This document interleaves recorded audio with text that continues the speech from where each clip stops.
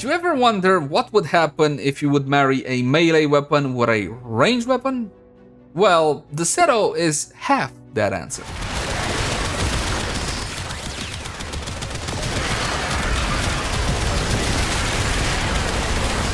Hey guys, welcome back. As always, my name is Leyzar, and today we're going to be re-diving deeper into the Setto. As per the usual, we're going to have an introductory level setup and an in-game setup as well.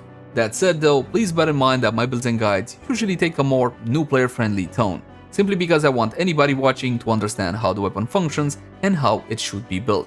So in case you're a veteran, please bear with me. And with that out of the way, let's jump into the Setto. Let's begin by checking out how the weapon handles without any mods equipped. And for that, just a couple of our regular free shots. The Setto is a 2-in-1 weapon. In primary fire mode, this one is an automatic shotgun. And for what it is, it's actually pretty accurate. The standard 20-meter test, so you can easily get your headshot on. At full fire rate, it does jiggle a bit, but who doesn't like a bit of jiggle? More importantly, all of your pellets will still be landing within the crosshairs. It doesn't end there with the Setto, however. This one by default has 0.8 meters worth of punch through, so some form of pseudo AoE, aka punch through. But you're also going to be getting yourself 60% bonus damage per unique status affecting the target. So like Galvanized Savvy, but without Galvanized Savvy. And yes, we can still use the mod on the weapon successfully, and we shall. When it comes to the secondary fire mode, this is when things get really interesting. You see, you have a glaive on top of your gun, and if you press secondary fire mode, the glaive flies off, starting to bounce between surfaces and enemies. It can bounce up to 11 times. On each contact, it's gonna be detonating in a 6-meter radius, dealing almost no damage, but more importantly than that, 0 fall off, and it's gonna be applying 2 status effects to your targets guaranteed. The first proc is based off of modded damage types, and the second proc is randomized between cold, toxin, electricity, and heat. So basically, it's gonna work like this, bouncing between enemies beautifully and essentially applying a whole lot of status procs to your targets. You know what that is, right? That, my friends, is a built-in primer for the weapon. Now, it is a bit on the kooky side. Sometimes it kind of bounces off into the distance, so it's not 100% reliable of the time, but most of the time you shouldn't have any issue whatsoever, as it does have a lock-on effect. That's why you see the projectile kind of curve a bit to kind of hit a target. But again, sometimes it just kind of does that, depending on the speed of the projectile, so careful how you mod, and the angle at which it kind of locks on to the enemy. Normally, you shouldn't really have much of an issue because you just do this, and you insta-primed all of your targets. Keep in mind that the explosion does not need direct line of sight to deal damage, and it will penetrate walls without any punch through built into it, and it consumes no ammo. But if you fire the Setto without any ammo, it refuses to fire even the secondary fire mode or the glaive. Mod capacity 60 out of 60. Jump into actions, plug in that auto king catalyst, double that mod capacity if yours only has 30 out of 30. Is it worth it on the Setto? 100%. This is an absolutely amazing weapon, and I highly recommend it. Especially if you're the kind of player that simply doesn't like to get out a secondary primer or use a secondary companion to prime your targets. The Setto essentially is a one-stop shop for destruction, so do invest into it. Am I gonna be needing 4 Forma? Well, for the weapon build I'm gonna be recommending you, yeah, about 2 to 3 Forma, 4 if you got all the prime mods, galvanized mods, etc. When it comes to Rivens, I wouldn't really bother on the Setto, simply because the Riven disposition is too low, therefore the values will not be fantastic. You gotta spend a lot or get really lucky to get a usable Riven on the Setto. Forget about Rivens for now and just focus on the mods that you have at your disposal. Ammo maximum is fine, the ammo pickup is fine, the fall off between 26 and 52, obviously in the XL slot you can go with galvanized acceleration. You don't have that one, you go for the normal version. You don't really need it because again the fall off starts at 26 meters. Past 26 meters you don't really have accuracy that much out of the shotgun, depending on how you modded it again, and you want to get those pellets into your targets, not into the walls. Fire rate is horrible. 3.83 is absolutely horrible. You need a source of fire rate. If that's an arcane or a mod or a Warframe ability, it doesn't really matter, that's up to you, but you need at least one source of fire rate to get the groove on with the Setto. God groove, like it's the 60s, or what was it, groove, the 80s? Sorry. Magazine of 40, which is fine. Multi-shot of 6 by default, which again, 6 pellets. Alarming, 0.8 meters worth of punch through, which we already talked about. The reload is a bit on the lengthy side at 2.2 seconds. It's not fantastic, so again, if you can fit in something to reduce that, that would be awesome. Speaking of awesome, this is Lavos' signature weapon, and if you're gonna be using it with Lavos, you get this. Shotgun ammo mutation, 50%. And you can see this by hovering over in the trait. Now, keep in mind, you don't need to use Lavos to get the primary fire deal 60% additional damage, yada yada yada. Again, just the shotgun ammo mutation. Critical chance at 20% with a 2.4x critical multiplier. The base critical chance is kinda low, but the 2.4x critical multiplier definitely above average. Yes, we will be building crit on this one. Status per projectile is terrible, 0.3 per projectile, definitely not fantastic. But do we care? We do not, because again, we do have that secondary fire mode. That's how we prime our targets. The damage by default is going to be puncture, which is good and not good at the same time.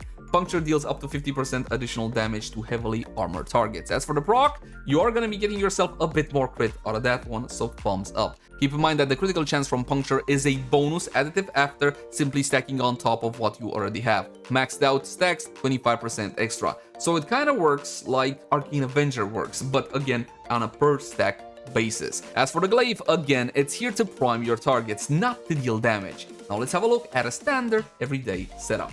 Damage with point blank, multi-shot with health chamber, critical chance and critical damage reduce, a critical deceleration and shrapnel shot. Yes, you can use Ravage, but Ravage only 60% critical damage and 60% is lower than 99%. Now this one is on kill, and while aiming, this is a common effect in Warframe, so it's best to get used to it.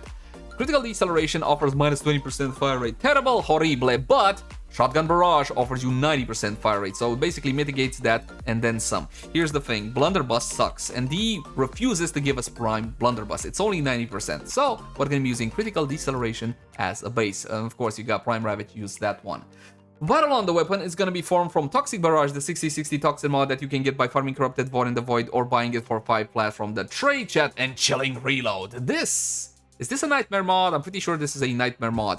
Nightmare missions are Nightmare in name only. You gotta get yourself Chilling Reload because it's fantastic on this weapon. Not only does it help you make the Vital Elemental combo, but it's also gonna be reducing that reload from 2.2 to a more bearable...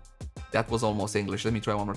More bearable 1.6. Definitely go for this one. I think you can buy it from the trade chat for 10, 20 plats, something of the sort. Hunter munitions is mandatory, it's as simple as that, so it's gotta be here. Fatal Acceleration is optional, you don't 100% need this one, so if you don't have the resources to unlock the Excellent slot, forget about it. It goes the same for the empty Arcane slot. Now, let's test on level 120. Corrupted Heavy Goons without the Steel Path modifiers. I believe that this should be more than plenty for your normal, average, everyday Warframe player. Prime your targets with the secondary fire mode, then absolutely annihilate whatever stands before you using the primary fire mode. This is how powerful this shotgun is. You're gonna have no problem whatsoever in essentially annihilating the entire Star Shot and Steel Path as well. I mean, take a look. Now keep in mind, I'm not stopping the fire, but if I would stop, you would see what kind of damage over time effect you're looking at from those slashes. 11 slashes, no vital, you're looking at between 800 and 3000. But if you add vital to the mix, then everything goes kablooey. And if you don't know exactly why is vital so powerful, it's not that the vital damage itself is powerful, it's more that the proc is powerful, which is called virus. More details on that, which you do need to know, link in the cards right now for a full and detailed guide on Hunter munitions of all things. So again, let's do like a couple of shots so you can see the damage over time with vital on, beautiful. A single shot, guy, die. Well, it's not guys, sorry, these are technically girls, my bad. This is the kind of performance you're looking at from the weapon. Now granted, if they're not gonna be prime with your secondary fire mode, it's basically gonna be an uphill battle, but this is how the shotgun works. You secondary fire, you primary fire, you win. This concludes the new player portion of the guide. What follows next is for more veteran players or players that simply have all the necessary resources to build something like this. Obviously galvanized mods instead of the normal version. So galvanized hell, and we also got galvanized savvy, because like I said in the beginning, there's nothing stopping us from using savvy plus the weapon straight, and it's gonna be absolutely insane. Now the build here kind of forks out in different directions depending on what you're gonna be doing. This will assume that you're not gonna be using a primer for your setup. Because if you are, well, that's a bit of an uncomfortable discussion, which we will have just a tad later. The Arcane is gonna be Shotgun Vendetta, because you got plenty of flat damage from Galvanized Savvy. Of course, it's not your only option. You can go for Deadhead, you can go for Merciless, you can even go for something like Frostbite and make your little Sentinel proc Frost. Now, keep in mind, this one relies heavily on critical damage, and your critical chance is only at 60. Then again, you get the puncture procs on targets that give you 25% bonus additional after, so 85. So you slap in Avenger with another 45, and boom, you're off to 130% CC. That's when you use Frostbite. If you don't have at least 100% critical chance, I would not use Frostbite. Or Blight, and Blight cannot be procced by the Sentinel for some reason. Anyway, I digress.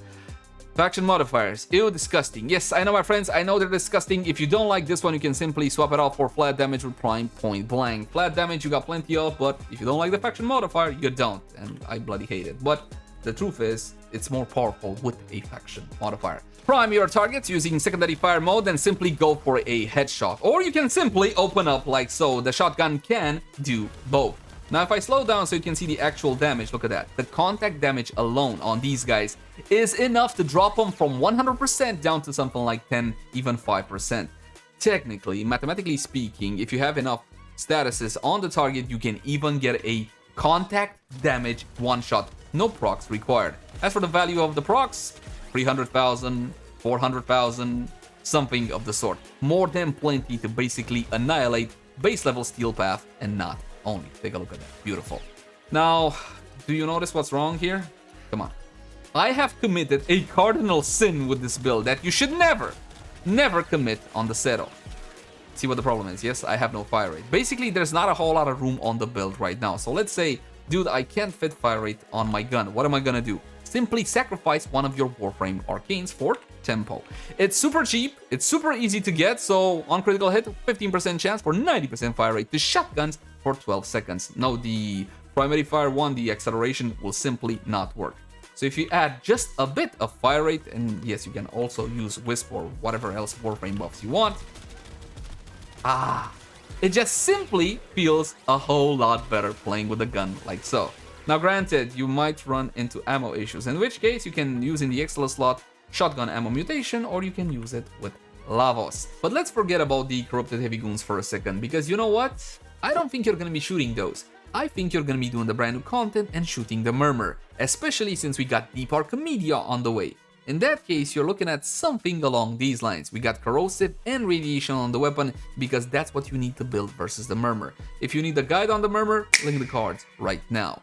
Atomic Fallout, 60% radiation, which is absolutely fantastic against the Stone Murmur, and you got corrosive for the Necromex. You also got that 40% magazine capacity, sending the capacity from 40 all the way to 56.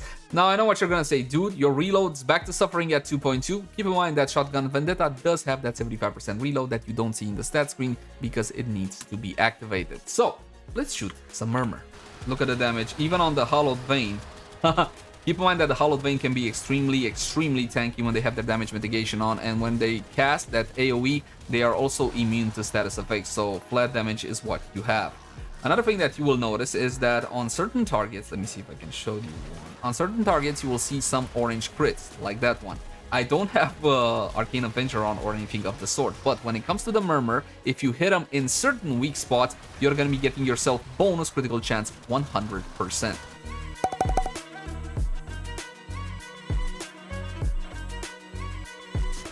As for the damage and the performance of the weapon, well, what can I tell you? These were level 180 with the Steel Path modifiers on, and you can basically just melt through everything. The damage is insanity, and you will have no problem in piling through Steel Path. Welcome to Deimos. Now let's see what the weapon can do in an actual gameplay situation. I'm gonna be using Wisp, which means I did take off Arcane Tempo, because at this point, it would just create ammo issues. You do need, again, one source of fire rate on your weapon. If that comes from an Arcane or from a Warframe ability or from whatever else, it doesn't really matter, but make sure you do have fire rate on the weapon. If you're gonna be overdoing it, that means ammo issues in actual gameplay. Performance-wise, I mean, I can plow through everything without any issue whatsoever. What exactly were you expecting of the Setto? This is quite the powerful weapon. At base level Steel Path, you shouldn't have any issue whatsoever, priming or not. Prime, then ready, and then absolutely destroy whatever stands before you, including that nasty Void Rig. Some of you guys have trouble dealing with him. take off his arms and then shoot him in the back. You should have no issue in destroying the Void Rig. And again, some enemies in the Murmur faction will have bonus critical chance up to 100% in their weak spots. So if you don't know what the weak spots are, you should really check out my Murmur guide. Right in front of me, there's Misery. Opening fire. Misery dead. Time to draw some conclusions on the Setto. Is the weapon still for building in 2024? And the answer is obviously yes. This is one hell of a primary weapon, and you can absolutely mow down Steel Path with it. However, you need to bear in mind that there are some limitations at play here. For example, your targets need to be primed. Now you can prime by using your secondary fire mode, or you can prime by using a sentinel, or better yet, what I'm doing right now, essentially both. And you can just destroy everything that stands before you without any issue whatsoever. That said, it's still a single target weapon, and in 2024 a whole lot of Tenno simply prefer area of effect weapons. Can it go toe to toe with an incarnate weapon? Well, no. Not exactly, but not everything needs to be incarnate, and this is still one hell of an experience. I fully recommend and endorse the Setto. As always, my name has been Leyzar. Thank you guys so much for watching. Like, favorite, share, and subscribe only if you enjoy the content. If you got any feedback for me, let me know in the comment section down below. Also in the comment section down below, if you want to suggest any particular type of content, like, hey, I would like to see this weapon build, that weapon build, and so on and so forth. Oh, this is actually a good test to end the video on.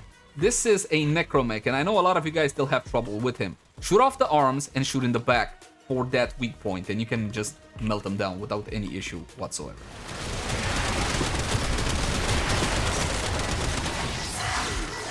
What?